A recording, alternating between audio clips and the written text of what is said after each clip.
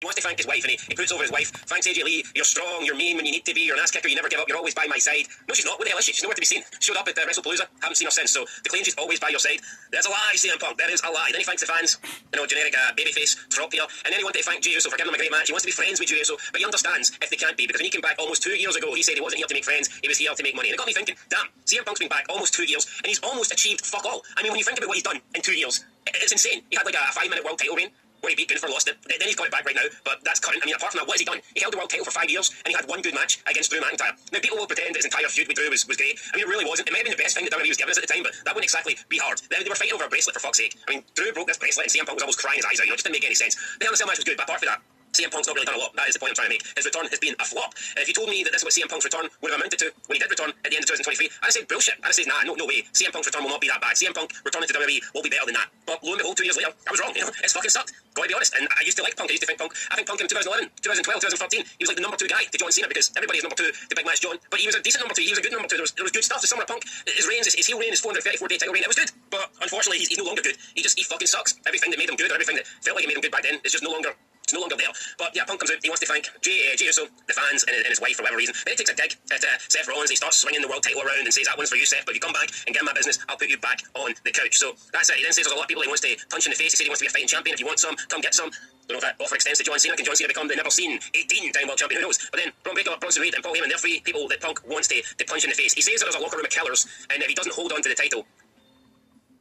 Going camping this weekend? TikTok Lite lets you watch even without Wi-Fi. Preload when Get a life, people. Then he won't have the belt much longer. He then puts over a bunch of people. He says that the locker room is full of killers, and then he mentions JD McDonough. You know, just absolute fucking bullshit lies. You know, propaganda here. The JD McDonough is not a killer. He might be a Reigns killer, but he's not a killer. He ain't going to kill anybody in the ring. But Punk then puts over pretty much, he almost names the entire roster. He names Dominic, Finn Balor, JD McDonough. He names Carmelo Hayes. He names Sheamus. He names everybody. Honestly, he names like fucking every single wrestler. Eli Dragunov. I mean, this is just Punk naming everybody that you could possibly name. One guy didn't name it was Logan Paul. Logan Paul comes out. Logan Paul wants a shot against Punk. Punk didn't mention Paul, but Logan Paul was back. Like we're supposed to care. Personally, don't give a shit, but Logan Paul's back anyway. Then we get the Division come out. They want Punk. They basically threaten Logan Paul. Punk tells Paul, either help me fight or get out of my ring. Paul then leaves. He gets pushed by Bronson Reed and Braun Breaker. He then sees Punk getting beat up, and he decides to jump in the ring and help Punk. So yeah, there you go. Logan Paul, face turn for now. We'll see what happens at the end of the show, but that was pretty much it. Then we got Stephanie Fekir and Nikki Bella taking on Roxanne Perez and Raquel Rodriguez. I mean, this match was just ass, and by ass I don't necessarily mean bad. It's just ass. That's the only good thing about it. You know, Stephanie Fekir doing the devil's kiss. You've got Roxanne Perez looking hot. You've got Nikki Bella looking good for her age, and you've got Raquel Rodriguez just being Raquel Rodriguez. But whatever, whatever. And it's weird because the commentators are saying, oh, the crowd tonight, they all want to see the devil's kiss, but they can't tell you why. You know, they never elaborate on why we want to see the devil's kiss. They never elaborate on why the crowd are so hot for this move. You know, Joe Tessitore, Wade Barrett, they never actually go, well, holy shit, Stephanie Fekir's an attractive woman. She's got a nice ass, and the devil's kiss shows off that ass. You know, they never do that. And Booker T takes credit. He's like, shucky ducky quack quack, man. But we need fucking better commentators. You know, like, imagine back in the day, if we had like Trish Stratus doing this move, Jerry the King Lawler would be losing his shit. I mean, JR would probably take off the cowboy hat, whip out a Trish Stratus poster, and pour fucking barbecue sauce all over him. And then the commentators would be happy to see this. But nowadays, they just pretend, oh, the crowd like to see the devil's kiss because it's a, quote, good manoeuvre. Well, they never actually said that, so I don't know why I quoted it, but that's probably what they are trying to tell you. Bullshit. Anyway, Roxanne Perez and Raquel win. Pop rocks on Nikki Bella. Is what it is. Then we get the last time is now tournament. Adam Pearce just picks a couple of balls. He's already pre-done it. So you've got a tumbler and you've got balls in the tumbler, and he's claiming that they're drawn at random. But they don't show you. They don't fucking do the draw. It's just Adam Pearce tells you. He says he's already done the draw, and he announces that it's going to be Rusev versus Priest and Sheamus versus somebody else. I can't even remember, but it wasn't. It could have been that good. Who was it actually? I'm trying to remember. Who the fuck was it? It was. I can't remember.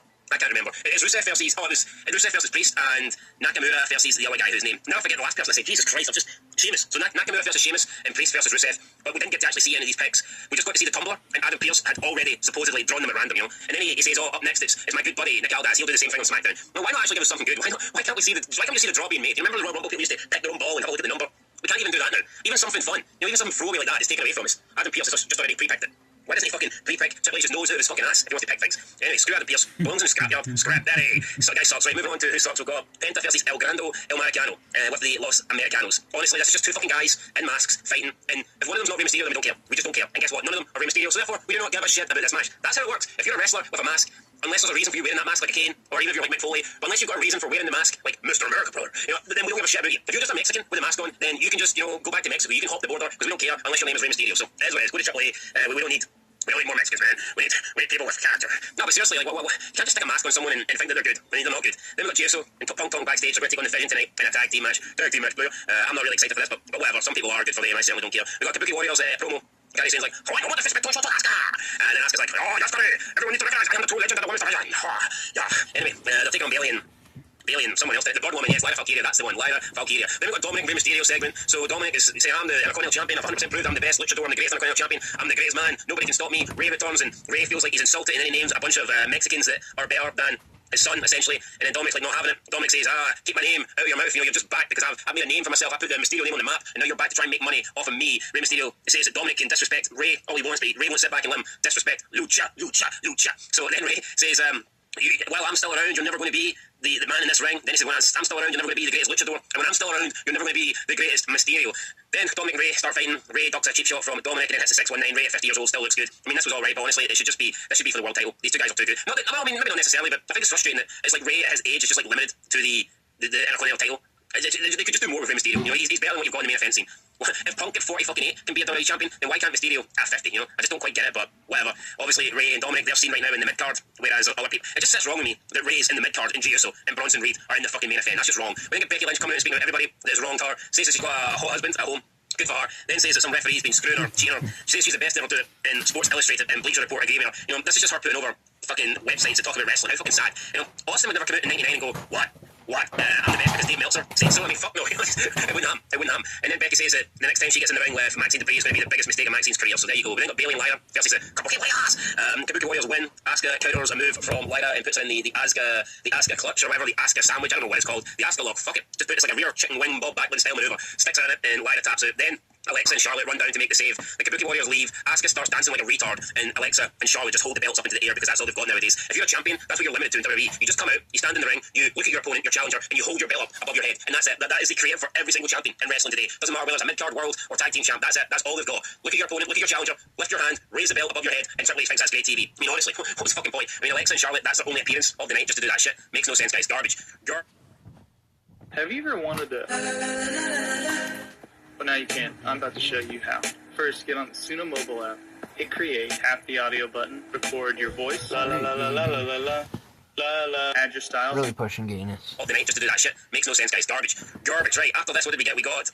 Apparently, we got a segment in the clubhouse. I'm going to be honest, I didn't see it.